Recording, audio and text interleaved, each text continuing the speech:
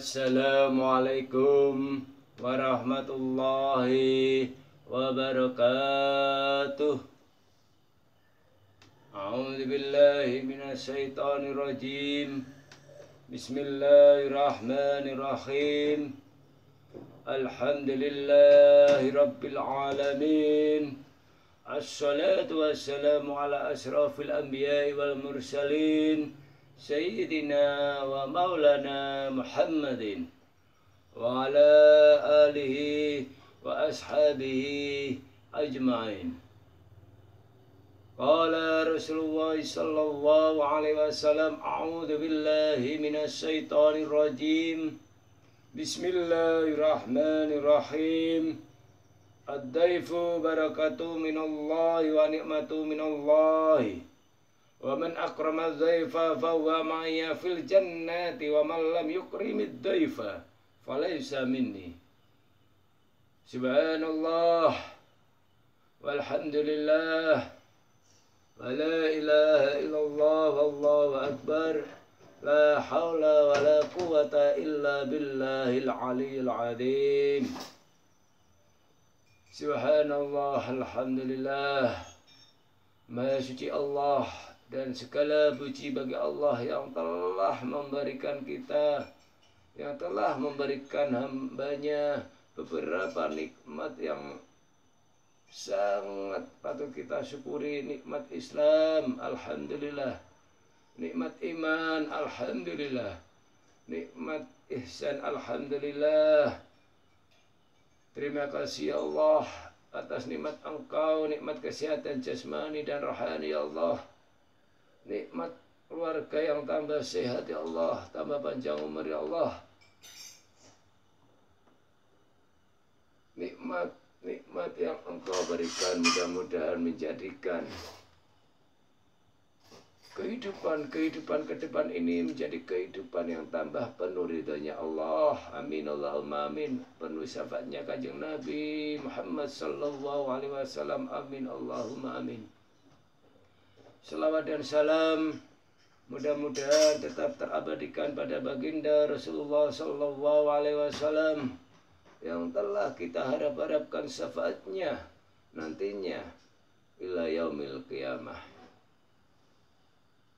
Di episode sebelumnya kita telah belajar bersama, menelaah bersama di dalam kitab Durratun Nasihin ini bahwa ada ashabus suffah. Ashabus suffah yaitu adalah orang-orang yang fakir miskin muslim dari sahabat Rasulullah yang bertempat tinggal di teras masjid Rasulullah.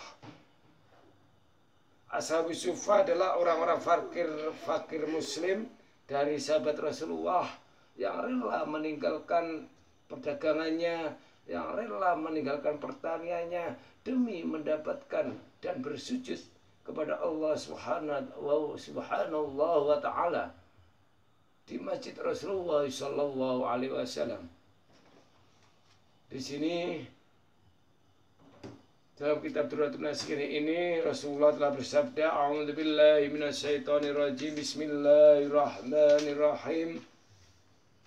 Ad-daifu barakatuh minallahi wa ni'matu minallah. Wa man akrama dzaifa fa huwa ma'ya fil jannati. Wa man lam yukrimid dzaifa falaysa minni. Yang artinya tamu adalah barokah dan nikmat dari Allah Subhanahu wa taala.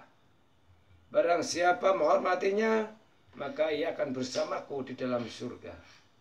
Dan barang siapa tidak menghormatinya, maka ia tidak akan tidak termasuk umatku. Artinya apa?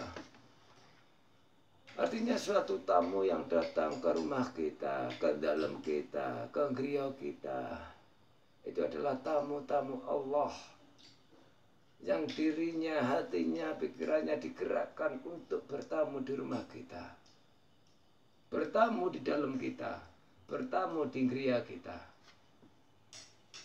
Dan nikmat dari Allah Subhanahu wa taala. Tamu adalah barokah dan nikmat dari Allah Subhanahu wa taala. Bahkan ketika ada tamu di rumah kita, entah di situ minta pertolongan, konsultasi terhadap masalah kehidupannya, sharing terhadap masalah kehidupannya, mediasi terhadap permasalahan yang ada, ataukah tamu yang minta pertolongan untuk meminjam uang atau yang lainnya untuk kebutuhan sehari-hari, itu adalah suatu barokah dan nikmat dari Allah Subhanahu wa taala. Berarti kita itu sebagai orang yang punya rumah, ya punya gereja, itu dianggap kita itu sama Allah sangat dianggap kita itu mampu untuk memberikan solusi, mampu untuk menjelaskan mediasi permasalahan, mampu untuk memberikan solusi tentang kebutuhan tamu kita di dalam keluarganya. Barang siapa menghormatinya, maka ia akan bersamaku dalam surga. Bahkan Rasulullah bersabda, barang siapa menghormati tamunya, nantinya orang yang punya rumah, punya gereja, punya dalam tersebut mau menghormati tamunya, maka nantinya akan bersama Rasulullah di surga nanti, di dalam surga.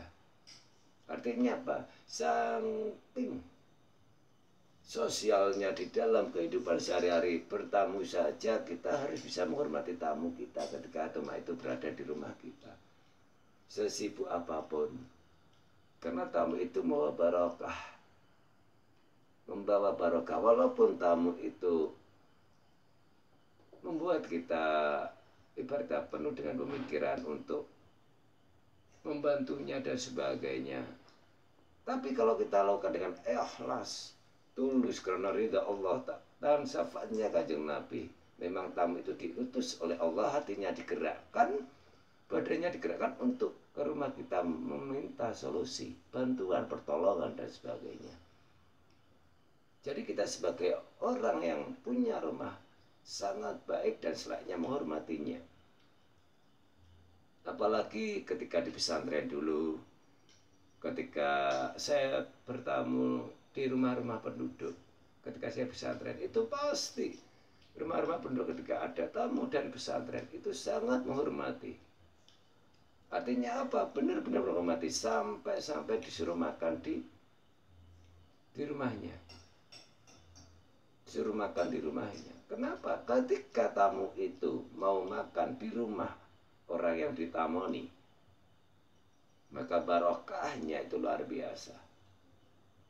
Suruh makan, nanti food lainnya itu hanya untuk kita, karena kita masak banyak, food lainnya kan masih banyak, itu adalah barokahnya dari tamu tersebut. Ketika kita punya itu, silakan suruh makan.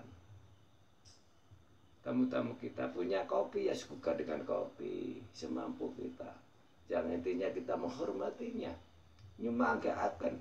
Ketika kita punya yang harus disedekahkan ketika tamu itu ada, monggo, gak apa-apa.